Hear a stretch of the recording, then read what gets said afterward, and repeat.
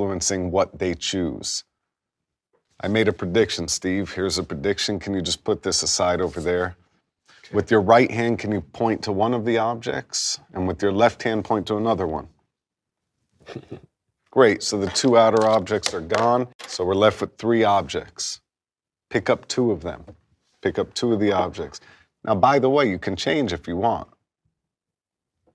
Are you sure? Yes. Okay, so you're left with two objects.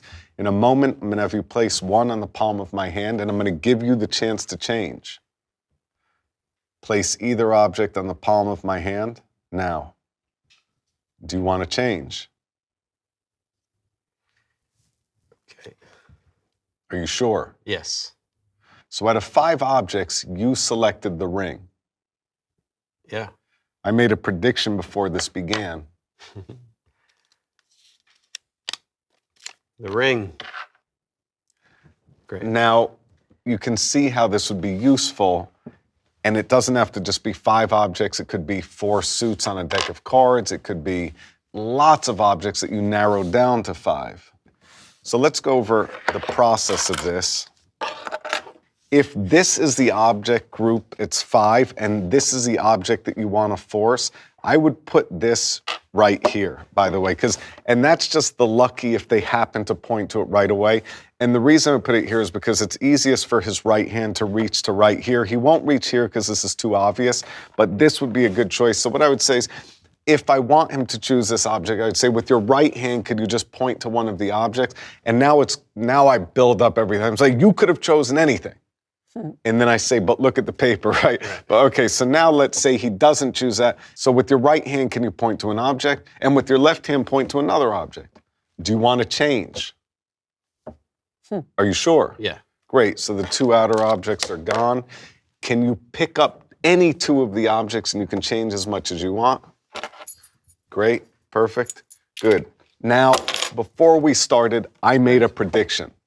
Right, so basically, it's the attitude that is the convincer. It doesn't really matter which direction they go. No matter what direction they go, it's all about how you act like this is supposed to turn out. So you're going different routes each time. Yeah. So the advantage of the magician's choice is that the spectator does not know where you're going with it, okay? He does not know what he's supposed to do. And you did something that I'm going to point out that's so great. You placed them like this, and every procedure was different than the other. Because if you repeat the same procedure and one time you eliminate and one time it's a choice, it's confusing. It's confusing, but it's also tips the method. Yeah.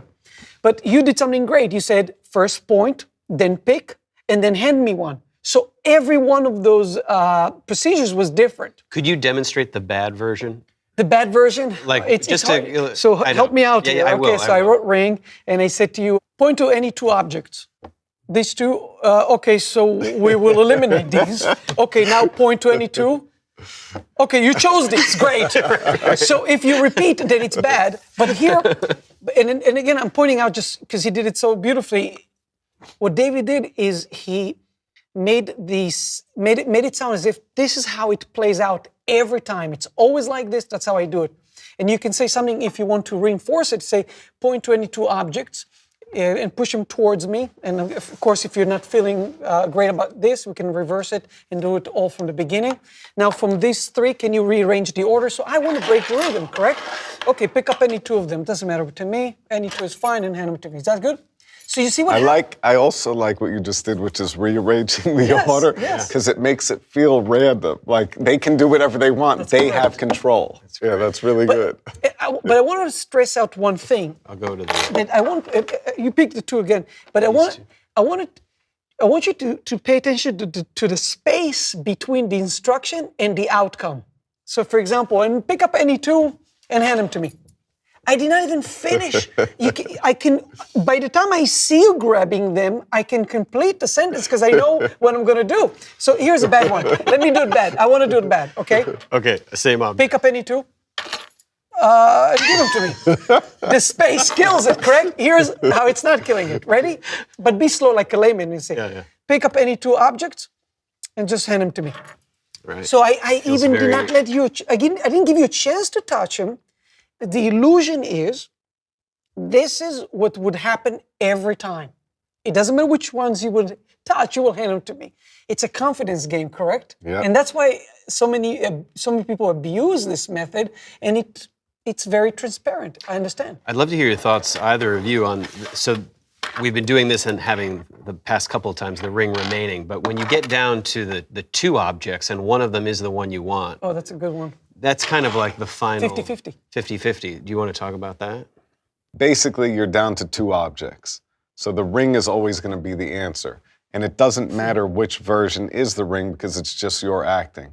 So when I say place either object on the palm of my hand, great. So as I do this, I'm acting like this was intended to be, and it's irrelevant. Now you have the final object. I like that because the two objects is the clearest example of the magician's choice. Correct. And then adding those other objects complicates it and confuses it. Now this seems very simple because it seems like it's just 5 objects, but this is a very important force, and when presented properly, it really seems like it was random. They could have taken anything from anywhere, and now you're down to this limited group of objects, and then they selected one out of the remainder. So it's really, really strong and has, like Unlimited applications. yeah.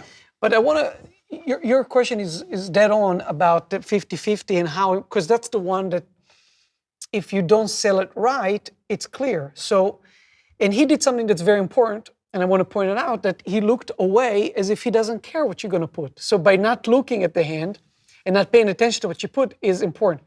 Another little tip that I like to do is, let's assume it's really between those two objects, and I'm going to do it with Steve. So Steve, in a minute, you're going to place any object here.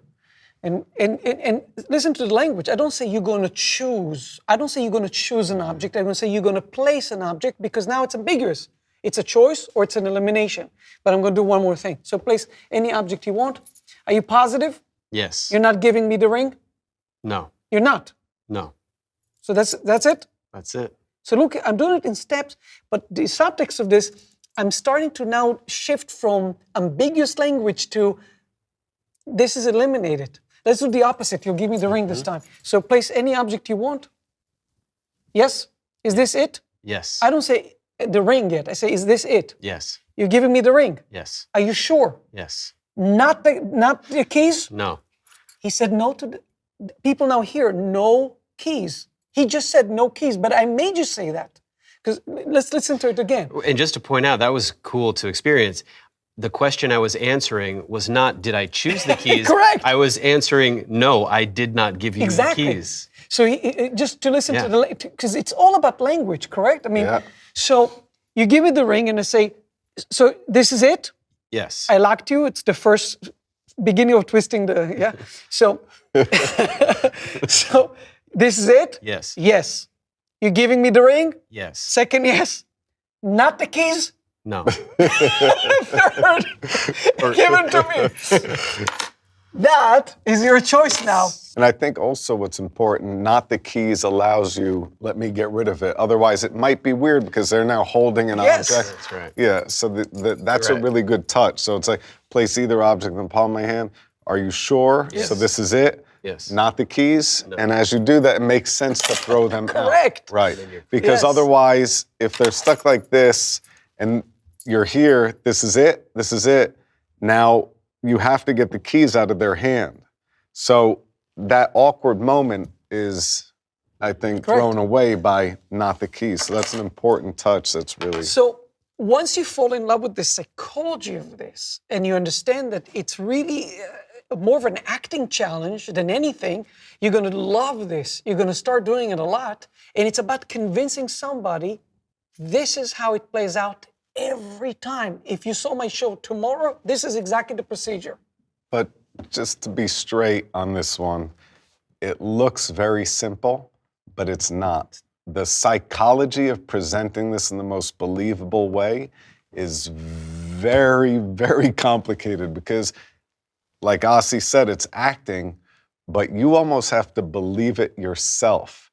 And I think I've failed this thing hundreds of times And now before I you know started it. to understand the psychology of how do you make a very convincing magician's choice. With cards, I always did that because it was second nature. So I understood how to make somebody pick a specific suit.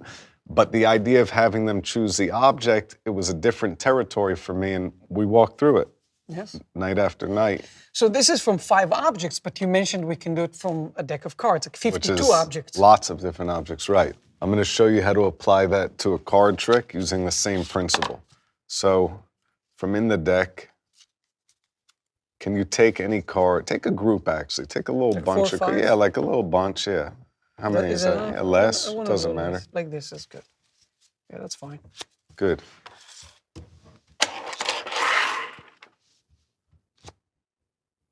Can you break the deck into 2 piles? And you can mix them around. You can do whatever you want. Great.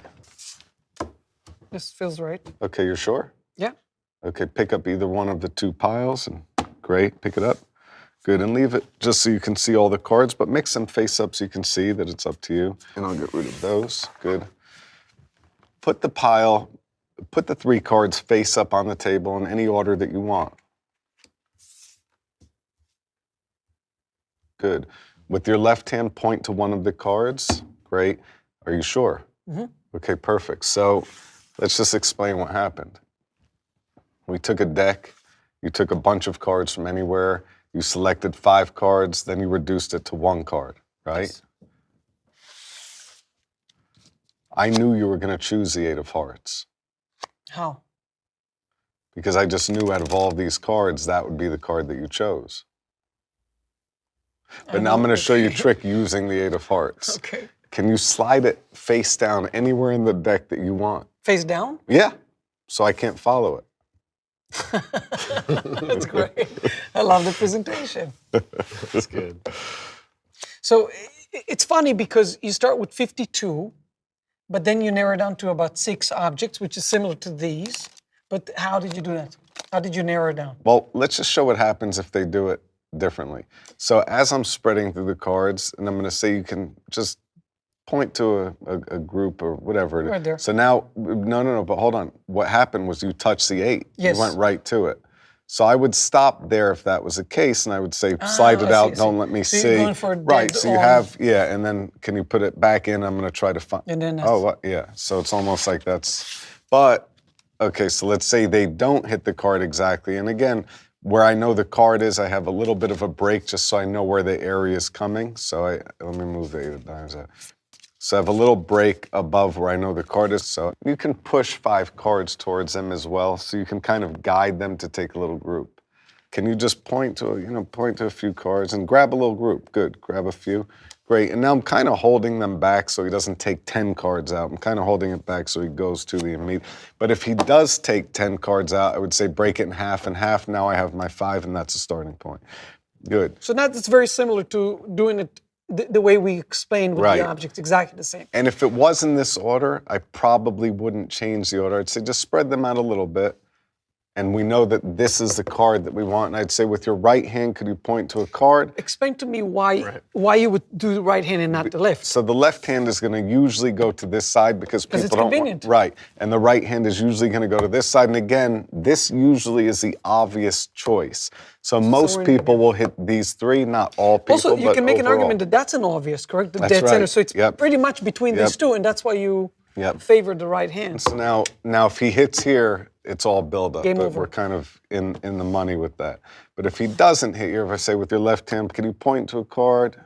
And good, and with your right hand point to another, great. Are you sure? Yep. Perfect. Now I get rid of these. And now it's now it's 50-50. back to the place either card face up on the palm of my hand. Are you sure? Yes. So at the beginning of this trick, we had you reach in, take a bunch of cards, blah, blah, blah. Okay. And what if now I do we're- the opposite? Yeah, Maybe? let's do the opposite. Place either card face up on the palm of my hand now. This is it. Yep. So not the 2 of clubs. No. I knew that you were going to choose that card. How did you know? And then, Oh, yeah. So so what do we do if, let's make it difficult. So good. So this is it. Not the 2 of clubs? no. No, but what if they say, I want the 2 o'clock? You know what? People do this all the time, correct? Challenge me. Do it to me. Okay. Ready? Yep. You want to be that person? Yeah. Be that person. Okay. Place either card on my hand. So this is it. Yes? This is it? The 2 of clubs? Or do you Not want the to 2 switch? Do clubs. you want to switch? Yeah, I want to switch. Switch again. If you want to do it once more, it's be my guest. So you're giving me that? Perfect. And now, so the idea is really, the advantage is they don't know where you're going with this, and you never say make a choice. Right, You never use the word choose. I want you to choose a card. You say I want you to place a card. So the task is place a card on my hand. So the careful choice of words is what's going to save you. If you use the wrong choice of words, you're going to fail, because somebody, if they catch on to the fact that, oh, I'm choosing a card, they don't say, oh, I want a 2 of clubs, now you're screwed. Sometimes the person that you're doing magic to really wants to feel like they're in control. So allowing them to switch and allowing them to change makes them feel like they're in control, even though they're not at all. True, absolutely. This magician's force can be used in so many different scenarios because it really does make it seem like they have the choice, but really you are pre-selecting what they're going to choose. And when performed correctly, it feels very fair. And I do this all the time, and I never have people say, yeah, but wait, I knew that magician's choice and you made me say, no, if presented the right way, even though people have heard about this and they know about choose a pile, oh, get rid of this pile, choose another. And often when they do it wrong, when I see non-magicians or lay magicians that do the one trick, they say choose a pile, then they say, okay, get rid of that pile, choose another pile. Now they keep the pile. So what Asi was saying, which is, as long as you're varying each decision, everyone is slightly different, they feel like that was what was meant to be. I'm just going to add one thing. You know, this is such an easy method to abuse and do wrong. And I think between the 3 of us, I think it's a very clear way to understand it. And if you pay attention to the details, you'll be able to pull off a really convincing force. And by the way, if you look through lots of my different shows and clips on YouTube from years gone by, you'll see this applied in many different ways. Oh, yeah.